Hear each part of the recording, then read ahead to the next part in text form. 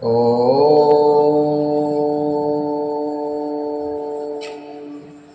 श्री शाम शिवाय नमः। श्री शाम शिवाय नमः। ओम श्री गणेशाय नमः। श्री गणेशाय नमः। अथ द्वितीयोऽध्यायः। शिव पुराण के श्रवण से देवराज को शिवलोक की प्राप्ति। शौनक उवाच। शूत महाभागो धन्य स्तवं परमार्थवित् अद्भुतेयं कथा दिव्या श्राविता कृपया हि नः। अघोघ विध्वंसकरी मनः शुद्धि विधायिनी शिव संतोष जननी कथेयं नः श्रुतादुभूता। शौनक जी बोले, हे महाभाग सूत जी, आप धन्य हैं, परमार्थ तत्व के ज्ञाता हैं। आपने कृपा करके हम लोगों की यह बड़ी अद्भुत एवं दिव्य कथा सुनाई है। हम लोगों को बड़ी अद्भुत एवं दिव्य कथा सुनाई है। हमने यह पाप नाशनी, मन को पवित्र करने वाली और भगवान शिव को प्रसन्न करने वाली अद्भुत कथा सुनी। भूतल पर इस कथा के समान कल्याण का सर्वश्रेष्ठ साधन कोई दूसरा साधन नहीं है।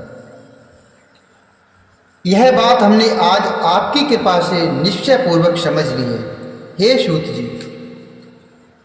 कलयुग में इस कथा के द्वारा कौन कौन से पापी शुद्ध होते हैं, उन्हें कृपा करके मुझे बताइए और इस जगत को कृतार्थ कीजिए। सूत जी बोले, ये मानवः पापकृतो दुराचाररतः खलः कामादिनिरता नित्यं ते अपि शुद्ध्य नित्यनेन वै। ज्ञानयज्ञः परोऽयं वै भुक्तिमुक्तिप्रदः सदा शोधनः सर्वपापानां शिवसंतोषकारकः। सूत जी बोले, हे मुनि, जो मनुष्य पापी, दुराचारी, खल तथा काम क्रोध आदि में निरंतर डूबे रहने वाले हैं, वे भी इस पुराण से अवश्य शुद्ध हो जाते हैं। यह कथा वास्तव में उत्तम ज्ञान यज्ञ है, जो सदा सांसारिक भोग और मोक्ष को देने वाला है, सभी पापों को नष्ट करने वाला है और भगवान शिव को प्रसन्न करने वाला है। जो अत्यंत लालची, सत्यविहीन, अपने माता पिता से द्वेष करने वाला, पाखंडी तथा हिंसक वृत्ति के हैं, वे भी इस ज्ञान यज्ञ से शुद्ध हो जाते हैं। अपने वर्णाश्रम धर्म का पालन न करने वाले और ईर्ष्याग्रस्त लोग भी कल काल में इस ज्ञान यज्ञ के द्वारा पवित्र हो जाते हैं। जो लोग छल कपट करने वाले, क्रूर स्वभाव वाले और अत्यंत निर्दयी हैं, कलयुग में वे भी इस ज्ञान यज्ञ से शुद्ध हो जाते हैं। ब्राह्मण के धन से पलने वाले तथा निरंतर व्यभिचार परायण जो लोग हैं, वे भी इस ज्ञान यज्ञ से इस कलिकाल में भी पवित्र हो जाते हैं। जो मनुष्य सदा पाप कर्मों में लिप्त रहते हैं, शठ हैं और अत्यंत दूषित विचार वाले हैं, वे कलयुग में भी इस ज्ञान यज्ञ से निर्मल हो जाते हैं। दुष्चरित्र, दुर्बुद्धि, उद्योगिन चित्त वाले और देवताओं के द्रव्य का उपभोग करने वाले पापी जन भी कल काल में भी इस ज्ञान यज्ञ से पवित्र हो जाते हैं। इस पुराण के श्रवण का पुण्य बड़े बड़े पापों को नष्ट करता है, सांसारिक भोग तथा मोक्ष प्रदान करता है और भगवान शंकर को प्रसन्न करता है। इस संबंध में मुनिगण इस प्राचीन इतिहास का उदाहरण दिया करते हैं, जिसके श्रवण मात्र से पापों का पूर्णतः नाश हो जाता है। पहले की बात है, किरात नगर में एक ब्राह्मण रहता था जो अज्ञानी, दरिद्र, रस बेचने वाला तथा वैदिक धर्म से विमुख था। वह स्नान, संध्या आदि कर्मों से भ्रष्ट हो गया था और वैश्य वृत्ति में तत्पर रहता था। उसका नाम था देवराज। वह अपने ऊपर विश्वास करने वाले लोगों को ठगा करता था।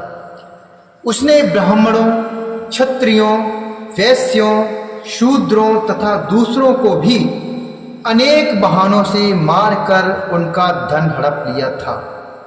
बाद में उसने अधर्म से बहुत सारा धन अर्जित कर लिया, परंतु उस पापी का थोड़ा सा भी धन कभी धर्म के काम में नहीं लगा। एक दिन वह ब्राह्मण एक तालाब पर नहाने गया।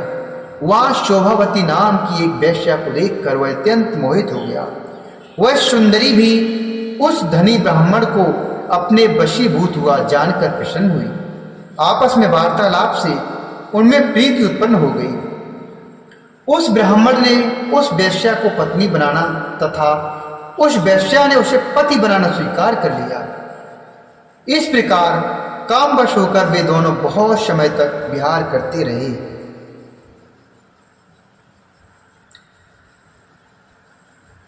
बैठने, सोने, खाने पीने तथा क्रीड़ा में वे दोनों निरंतर पति पत्नी की तरह व्यवहार करने लगे। अपने माता पिता तथा पत्नी के बार बार रोकने पर भी पाप कृत्य में संलग्न वह ब्राह्मण उनकी बात नहीं मानता था।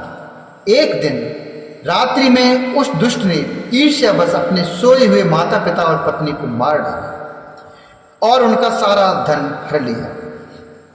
वेश्या में आसक्ति चित्त वाले उसी कामी ने अपना और माता पिता आदि का सारा धन उस वेश्या को दे दिया।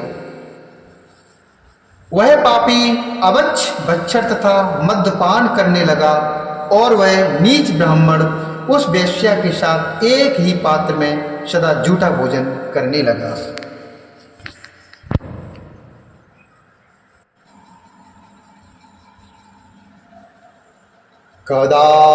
कदाचिद्दैव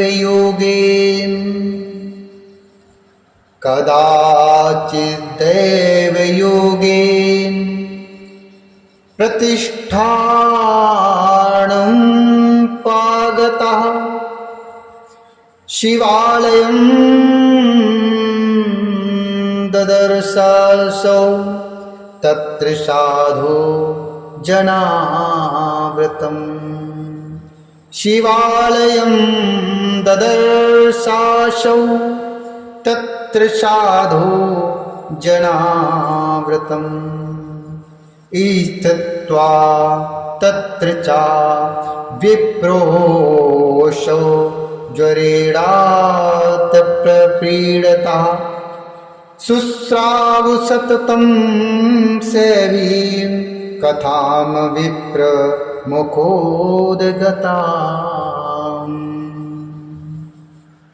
एक दिन घूमता घामता वह देवयोग से प्रतिष्ठानपुर अर्थात झूसी प्रयाग में जा पहुंचा।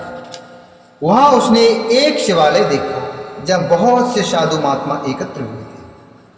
देवराज उस शिवालय में ठहर गया और वहां उस ब्राह्मण को ज्वर आ गया। उस ज्वर से उसको बड़ी पीड़ा होने लगी। वहां एक ब्राह्मण देवता शिव पुराण की कथा सुना रहे थे। ज्वर में पड़ा हुआ देवराज ब्राह्मण के मुखार बिंद से निकली हुई उस शिव कथा को निरंतर सुनता रहा। एक मास के बाद वह ज्वर से अत्यंत पीड़ित होकर चल बसा। यमराज के दूत आए और उसे पासों से बांधकर बलपूर्वक यमपुरी में ले गए। इतने में ही शिवलोक से भगवान शिव के पार्षदगण आ गए। उनके गौर अंग कर्पूर के समान उज्ज्वल थे, हाथ त्रिशूल से शोभित हो रहे थे। उनका संपूर्ण अंग भस्म से उद्भासित थे और रुद्राक्ष की मालाएं उनके शरीर की शोभा बढ़ा रही थी।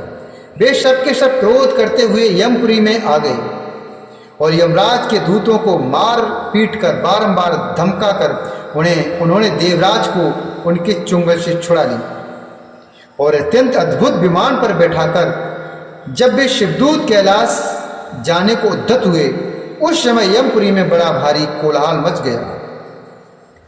उस कोलाहल को सुनकर धर्मराज अपने भवन से बाहर आए।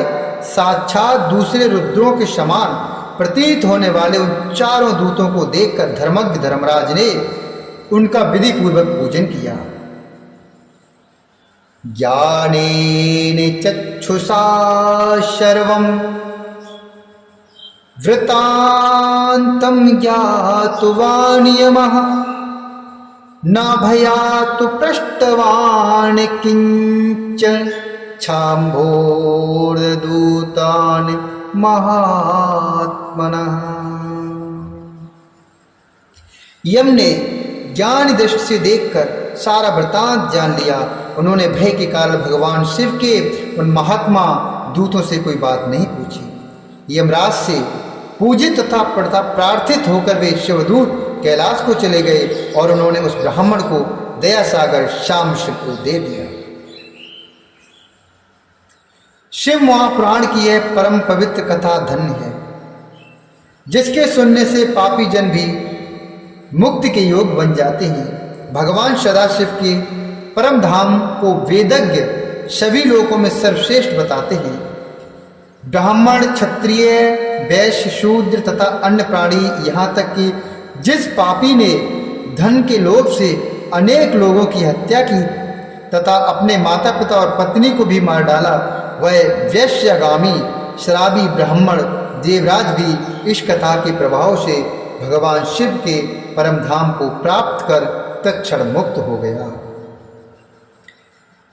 इति श्री स्कांदे महापुराणे शिव पुराण महात्म्ये देवराज मुक्ति वर्णनम नाम द्वितीयोऽध्यायः। इस प्रकार श्री स्कंद महापुराण के अंतर्गत शिव महापुराण महात्म्य में देवराज मुक्ति वर्णन नामक दूसरा अध्याय पूर्ण हुआ। बोली शंकर भगवान की जय, पार्वती मैया की जय, श्री रामचंद्र भगवान की जय, श्री हरि नारायण भगवान की जय, श्री गणेश भगवान की जय।